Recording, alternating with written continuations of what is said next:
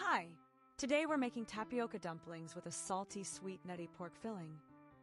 Start preparing the tapioca pearls by rinsing, draining, transfer, and distribute evenly in a bowl or pan. Slowly add hot water and cover. Let sit for 30 to 45 minutes.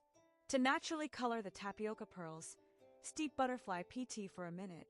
Add a squeeze of lemon to change the tea from blue to purple. Slowly add the tea to the pearls. Cover. Let that sit as well. For the filling, start by pounding garlic, cilantro, peppercorns, and a bit of salt in a mortar and pestle until we have paste. Heat a large pan over medium heat and add a tablespoon of oil. Add onion and cook for a minute. Then add the garlic paste. Next add ground pork, fish sauce, MSG, and white pepper. Cook until the pork is no longer pink. Push the pork to one side of the pan. Add palm sugar to the other side. Let it cook until caramelized. Incorporate the pork back in. Adjust seasoning as needed.